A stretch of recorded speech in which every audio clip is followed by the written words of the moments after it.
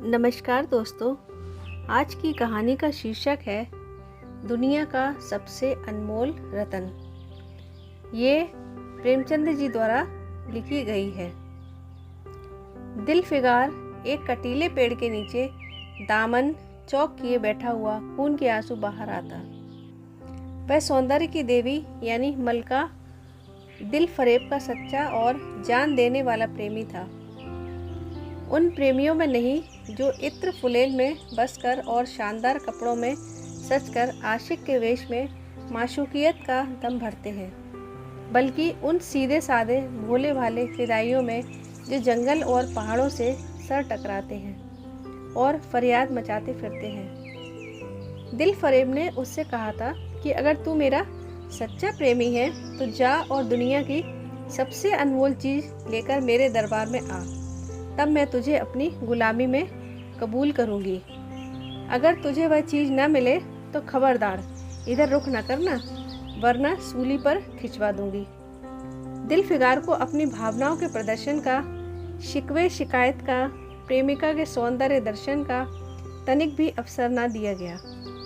दिलफरेब ने ज्यों ही यह फैसला सुनाया, उसके चौबदारों ने गरीब दिलफिगार को धक्के देकर बाहर निकाल दिया और आज 3 दिन से यह आफत का मारा आदमी उस कटीले पेड़ के नीचे उसी भयानक मैदान में बैठा हुआ सोच रहा है कि क्या करूं। दुनिया की सबसे अनमोल चीज़ मुझको मिलेगी? नामुमकिन। और वह है क्या? कारू का खजाना, आबे हयात, खुसरो का ताज, जामे जम, तख्ते ताऊस, परवेज की दौलत? नहीं, यह चीज़ें हरगिज नहीं। दुनिया में ज़रूर इनसे भी महंगी, इनमें भी अनमोल चीज़ें मौजूद हैं, मगर वह क्या है, कहाँ है, कैसे मिलेंगी? या खुदा, मेरी मुश्किल क्यों कर आसान होगी? दिलफिगार इन्हीं ख्यालों में चक्कर खा रहा था और अक्ल कुछ काम न करती थी। मुनीर शामी को हातिम सा मददगार मिल गया। काश मुझे भी उस चीज़ का जो दुनिया की सबसे बेशकीमती चीज़ है नाम बतला दिया जाता। बला से वह चीज़ हाथ ना आती, मगर मुझे इतना तो मालूम हो जाता कि वह किस किस्म की चीज़ है। मैं घड़े बराबर मोती की खोज में जा सकता हूँ। मैं समंदर का गीत, पत्थर का दिल, मौत की आवाज़ और इनसे भी ज़्यादा बेनिशान चीज़ों की तलाश में कमर कस सकता हूँ, मगर दुनिया की सबसे अनमोल चीज़, यह मेरी कल्पना की उड़ान से बहुत ऊपर है। आसमान पर तारे निकल आए थे। दिलफिगार यकायक खुदा का नाम लेकर उठा और एक तरफ को चल खड़ा हुआ। भूखा प्यासा, नंगे बदन, थकान से चूर, वह बरसों वीरानों और आपतियों की खाक छानता फिरा। तलबे कांटों से छलनी हो गए, शरीर में हड्डियां ही हड्डियां दिखाई देने लगी, मगर वह चीज़ जो दुनिया की सबसे बेशकीमती चीज़ थी ना मिली और ना उसका कुछ निशान मिला।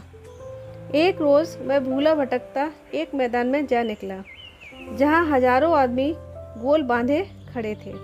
बीच में कई अमामे और चोगे वाले दड़ियल काजी अफसरी शान से बैठे हुए आपस में कुछ सलाह मशवरा कर रहे थे, और इस जमात से दूर पर एक सूली खड़ी थी।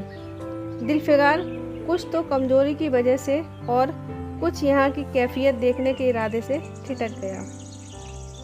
क्या देखता है कि कई लोग नंगी तलवारें लिए एक कैदी को, जिसके हाथ पैर में जंजीरें थीं, पकड़े चले आ रहे हैं। सूली के पास पहुंचकर सब सिपाही रुक गए और कैदी की हथकड़ियाँ, बेड़ियाँ सब उतार ली गईं। इस अभागे आदमी का दामन सैकड़ों बेगुनाहों के खून के छींटों से रंगीन था और उसका दिल नेकी के ख्याल और रहम की आवाज़ से जरा भी परिचित न था। उसे काला चोर कहते थे। सिपाहियों ने उसे सूली के तख्ते पर खड़ा कर दिया, मौत की फांसी उसकी गर्दन में डाल दी और जल्लादों ने तख्ता खींचने का इरादा किया कि वह अभागा मुजरिम चीख कर बोला, खुदा के वास्ते मुझे एक पल के लिए फांसी से उतार दो, ताकि अपने दिल की आखिरी आरजू निकाल लो। यह सुनते ही चारों तरफ सन्नाटा छा गया। लोग अचंभे से आकर ताकने लगे। काजियों ने मरने वाले आदमी की अंतिम याचना को रद्द करना उचित न समझा और बदनसीब पापी काला चोर जरा देर के लिए फांसी से उतार लिया गया।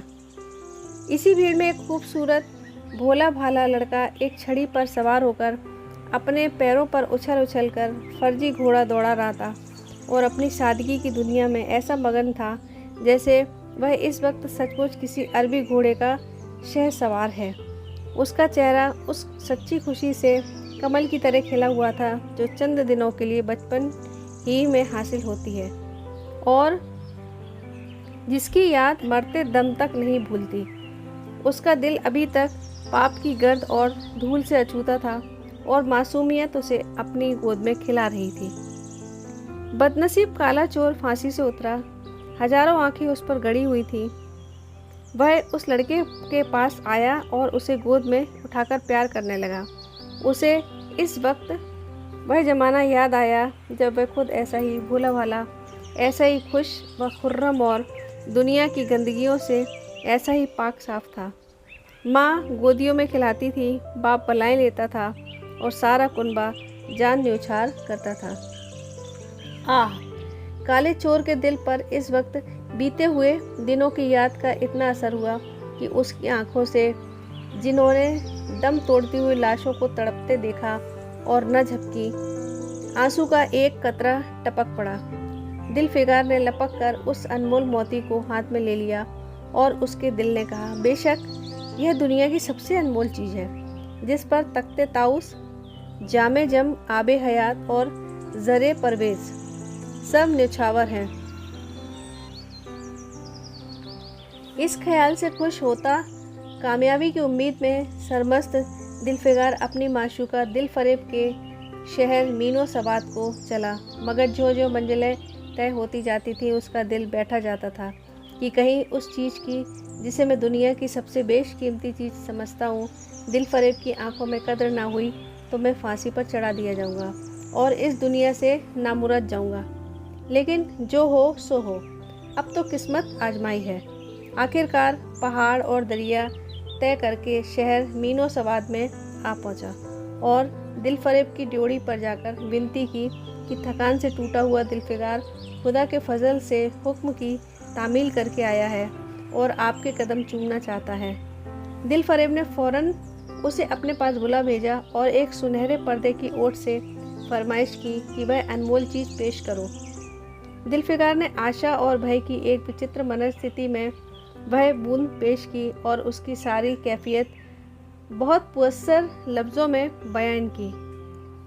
दिलफरेब ने पूरी कहानी बहुत गौर से सुनी और वह भेंट हाथ में लेकर ज़रा देर तक गौर करने के बाद बोली, दिलफिगार, बेशक तूने दुनिया की सबसे बेशकीमती चीज़ ढूंढ निकाली, तेरी हिम्मत और तेरी सूझबूझ की दाद देती हूँ, मगर यह दुनिया की सबसे बेशकीमती चीज़ नहीं। इसलिए तू यहाँ से जा और फिर कोशिश कर, शायद अब कि तेरे हाथ वह मोती लगे और तेरी किस्मत में मेरी गुलामी लिखी हो। जैसा कि मैंने पहले ही बतला दिया था, मैं तुझे फांसी पर चढ़वा सकती हूँ, मगर मैं तेरी जान बख्शी करती हूँ। इसलिए तुझ में वह गुण मौजूद है जो मैं अपने प्रेमी में देखना चाहती हूँ और मुझे यकीन है कि तू ज़रूर कभी न कभी कामयाब होगा। नाकाम और नामुराद दिलफिगार इस माशूकाना इनायत से ज़रा दिलेर होकर बोला, ए दिल की रानी, बड़ी मुद्दत के बाद तेरी ड्योढ़ी पर सजदा करना नसीब होता है। फिर खुदा जाने ऐसे दिन कब आएंगे, क्या तू अपने जान देने वाले आशिक के बुरे हाल पर तरस न खाएगी और क्या अपने रूप की एक झलक दिखाकर इस जलते हुए दिलफिगार को आने वाली सख्तियों को झेलने की ताकत न देगी। तेरी एक मस्त निगाह के नशे से चूर होकर मैं वह कर सकता हूँ जो आज तक किसी ने ना किया हो, जो आज तक किसी से ना बन पड़ा हो। दिलफरेब अपने आशिक की यह चाव भरी बातें सुनकर गुस्सा हो गई और हुक्म दिया कि इस दीवाने को खड़े खड़े दरबार से निकाल दो। चाबेदार ने फौरन गरीब दिलफिगार को धक्के देकर यार के कूचे से बाहर निकाल दिया। कुछ देर तक तो दिलफिगार अपनी निष्ठुर प्रेमिका की इस कठोरता पर आंसू बहाता रहा और सोचने लगा कि अब कहाँ जाऊँ। मुद्दतों रास्ते नापने और जंगलों में भटकने के बाद आंसू की यह बूंद मिली थी। अब ऐसी कौन सी चीज़ है जिसकी कीमत इस आबदार मोती से ज़्यादा हो। हज़रत खिज़्र, तुमने सिकंदर को आबे हयात के कुएं का रास्ता दिखाया था, क्या मेरी बहाना पकड़ोगे? सिकंदर सारी दुनिया का मालिक था, मैं तो एक बेघरबार मुसाफिर हूँ। तुमने कितनी ही डूबती किश्तियाँ किनारे लगाई हैं, मुझ गरीब का बेड़ा भी पार करो। ए आली मुकाम जिब्रील, कुछ तुम ही इस नीमजान दुखी आशिक पर तरस खाओ। तुम खुदा के एक ख़ास दरबारी हो, क्या मेरी मुश्किल आसान न करोगे? गरज यह है कि दिलफिगार ने बहुत फरियाद मचाई, मगर उसका हाथ पकड़ने के लिए कोई सामने न आया। आखिर निराश होकर वह पागलों की तरह दोबारा एक तरफ को चल खड़ा हुआ। दिलफिगार ने पूरब से पश्चिम तक और उत्तर से दक्षिण तक कितने ही जंगलों और वीरानों की खाक छानी। कभी बर्फिस्तानी चोटियों पर सोया, कभी डरावनी घाटियों में भटकता फिरा, मगर जिस चीज़ की धुन थी वह न मिली। यहाँ तक कि उसका शरीर हड्डियों का एक ढांचा रह गया। एक रोज़ वह शाम के वक्त किसी नदी के किनारे खस्ता हाल पड़ा हुआ था। बेखुदी के नशे से चौंका तो क्या देखता है कि एक चंदन की एक चिता बनी हुई है और उस पर एक युवती सुहाग के जोड़े पहने 16 श्रृंगार किए बैठी हुई है। उसकी जांघ पर उसके प्यारे पति का सिर है। हजारों आदमी गोल बांधे खड़े हैं और फूलों की बरखा कर रहे हैं। यकायक चिता में से खुद ब खुद एक लपट उठी। सती का चेहरा उस वक्त एक पवित्र भाव से आलोकित हो रहा था। चिता की पवित्र लपटें उसके गले से लिपट गईं और दम के दम वह फूल सा शरीर राख का ढेर हो गया। प्रेमिका ने अपने को प्रेमी पर न्यौछावर कर दिया और दो प्रेमियों के सच्चे पवित्र अमर प्रेम की अंतिम लीला आंखों से ओझल हो गई। जब सब लोग अपने घरों को लौटे तो दिलफिगार चुपके से उठा और अपने चाकदाम कुर्ते में यह राख का ढेर समेट लिया और इस मुट्ठी भर राख को दुनिया की सबसे अनमोल चीज़ समझता हुआ सफलता के नशे में चूर यार के कूचे की तरफ चला। अब की ज्यों-ज्यों वह अपनी मंजिल के करीब आता था, उसकी हिम्मतें बढ़ती जाती थीं। कोई उसके दिल में बैठा हुआ कह रहा था, अब की तेरी जीत है। और इस ख्याल ने उसके दिल को जो जो सपने दिखाए उनकी चर्चा व्यर्थ है। आखिरकार वह शहर मीनो सबाद में दाखिल हुआ और दिलफरेब की ऊंची ड्योढ़ी पर जाकर खबर दी कि दिलफिगार सुर्ख रूह होकर लौटा है और हुजूर के सामने आना चाहता है। दिलफरेब ने जाबाज आशिक को फ़ौरन दरबार में बुलाया और उस चीज़ के लिए जो दुनिया की सबसे बेशकीमती चीज़ थी हाथ फैला दिया। दिलफिगार ने हिम्मत करके उसकी चांदी जैसी कलाई को चूम लिया और मुट्ठी भर राख को उसकी हथेली में रखकर सारी कैफियत दिल को पिघला देने वाले लफ्ज़ों में कह सुनाई और सुंदर प्रेमिका के होठों से अपनी किस्मत का मुबारक फैसला सुनने के लिए इंतज़ार करने लगा।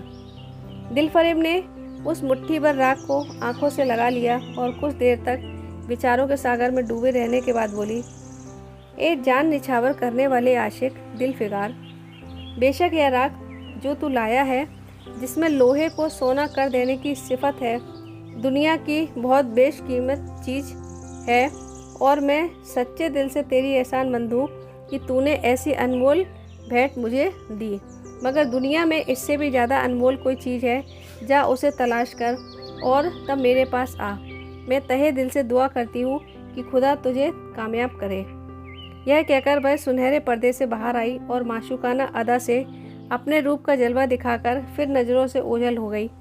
एक बिजली थी कि कौंधी और फिर बादलों के पर्दे में छिप गई।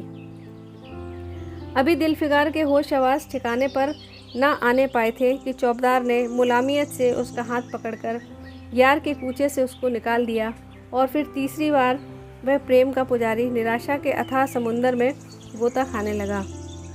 दिलफिगार का हियाब छूट गया। उसे यकीन हो गया कि मैं दुनिया में इसी तरह नाशाद और नामुराद मर जाने के लिए पैदा किया गया था और अब इसके सिवा और कोई चारा नहीं कि किसी पहाड़ पर चढ़कर नीचे कूद पड़ूं ताकि माशूक के जुल्मों की फरियाद करने के लिए एक हड्डी भी बाकी न रहे। वह दीवाने की तरह उठा और गिरता पड़ता एक गगनचुंबी पहाड़ की चोटी पर जा पहुंचा। किसी और समय वह ऐसे ऊंचे पहाड़ पर चढ़ने का साहस न कर सका था, मगर इस वक्त जान देने के जोश में उसे वह पहाड़ एक मामूली टेकरी से ज़्यादा ऊंचा न नजर आया।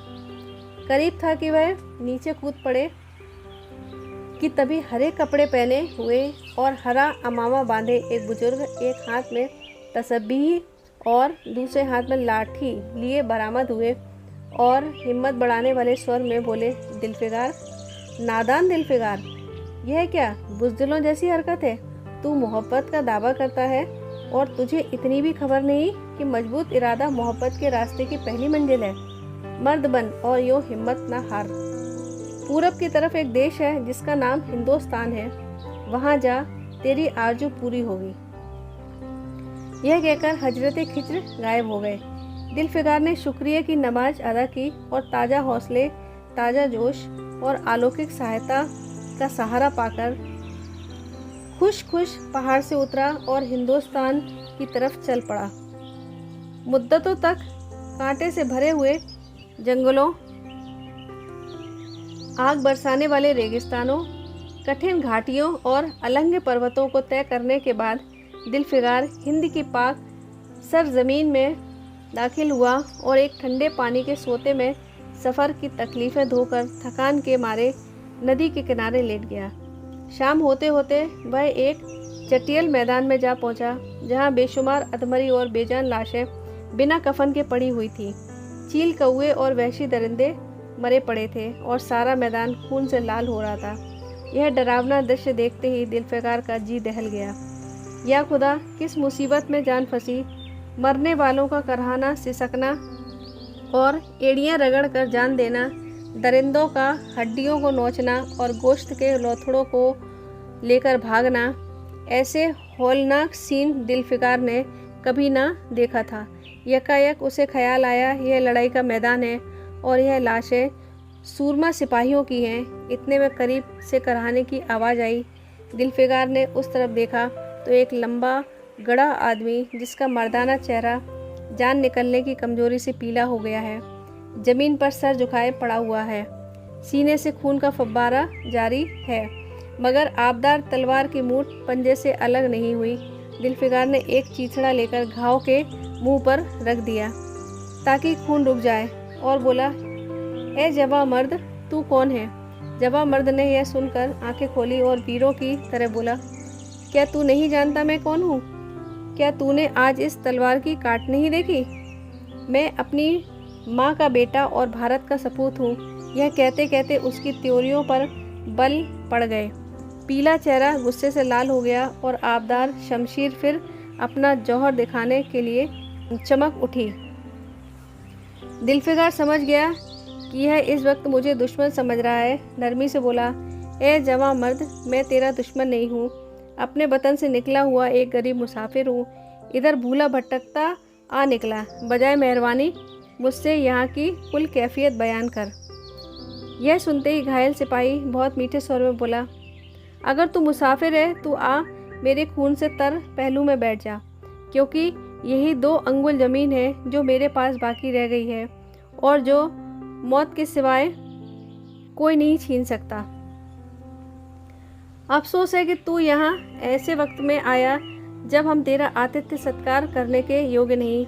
हमारे बाप दादा का देश आज हमारे हाथ से निकल गया और इस वक्त हम बेवतन हैं, मगर हमने हमलावर दुश्मनों को बता दिया कि राजपूत अपने देश के लिए कैसी बहादुरी से जान देता है।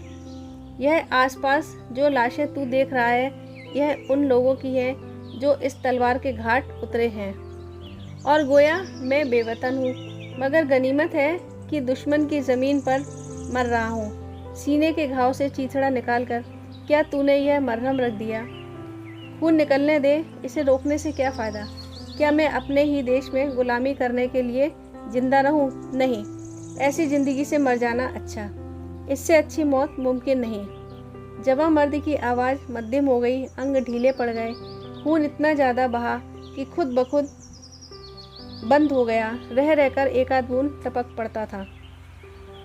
आखिरकार सारा शरीर बेदम हो गया। दिल की हरकत बंद हो गई और आंखें मुंद गईं। दिलफिगार ने समझा अब काम तमाम हो गया। और मरने वाले ने धीमे से कहा, भारत माता की जय। और उसके सीने से खून का आखिरी कतरा निकल पड़ा। एक सच्चे देश प्रेमी और देशभक्त ने देशभक्ति का हक अदा कर दिया। दिल फिगार पर इस दृश्य का गहरा असर पड़ा और उसके दिल ने कहा, बेशक दुनिया में खून के इस कतरे से ज़्यादा अनमोल चीज़ कोई नहीं हो सकती। उसने फौरन उस खून की बूंद को, जिसके आगे यमन का लाल भी हैच है, हाथ में ले लिया और इस दिलेर राजपूत की बहादुरी पर हैरत करता हुआ अपने वतन की तरफ रवाना हुआ और सख्तियाँ झेलता हुआ आखिरकार बहुत दिनों के बाद रूप की रानी मलका दिल फरेब की ड्योढ़ी पर जा पहुंचा और पैगाम दिया कि दिल फिगार सुरखरू और कामयाब होकर लौटा है और दरबार में हाजिर होना चाहता है। दिल फरेब ने उसे फौरन हाजिर होने का हुक्म दिया। खुद हस्बे मामूल सुनहरे पर्दे की ओट में बैठी और बोली, दिल फिगार, अब कि तू बहुत दिनों के बाद वापस आया, ला दुनिया की सबसे बेशकीमत चीज़ कहाँ है। दिल फिगार ने मेहंदी रची हथेलियों को चूमते हुए खून का वह कतरा उस पर रख दिया और उसकी कैफियत पुरजोश लहजे में कह सुनाई। वह खामोश भी न होने पाया था कि यकायक वह सुनहरा पर्दा हट गया और दिल फिगार के सामने हुस्न का एक दरबार सजा हुआ नजर आया, जिसकी एक एक नाज़नीन जुलेखा से बढ़कर थी। दिल फरेब बड़ी शान के साथ सुनहरी मसनद पर सुशोभित हो रही थी। दिल फिगार हुस्न का यह तिलस्म देखकर अचंभे में पड़ गया और चित्र लिखित सा खड़ा रहा कि दिल फरेब मसनद से उठी और कई कदम आगे बढ़कर उससे लिपट गई। गाने वालियों ने खुशी के गाने शुरू किए, दरबारियों ने दिल फिगार को नज़रें भेंट की और चांद सूरज को बड़ी इज्जत के साथ मसनद पर बैठा दिया। जब वह लुभावना गीत बंद हुआ तो दिल फरेब खड़ी हो गई और हाथ जोड़कर दिल फिगार से बोली, ए जानिसार आशिक दिल फिगार, मेरी दुआएं बर आईं और खुदा ने मेरी सुन ली और तुझे कामयाब व सुरखरू किया। आज से तू मेरा मालिक है और मैं तेरी लौंडी। यह कहकर उसने एक रत्न जटित मंजूषा मंगाई और उसमें से एक तख्ती निकाली जिस पर सुनहरे अक्षरों में लिखा हुआ था, खून का वह आखिरी कतरा जो वतन की हिफाजत में गिरे दुनिया की सबसे अनमोल चीज़ है। दोस्तों, ये कहानी यदि आपको अच्छी लगी हो तो इस वीडियो को लाइक व शेयर ज़रूर कीजिएगा और मेरे इस चैनल को सब्सक्राइब ज़रूर कीजिएगा। धन्यवाद।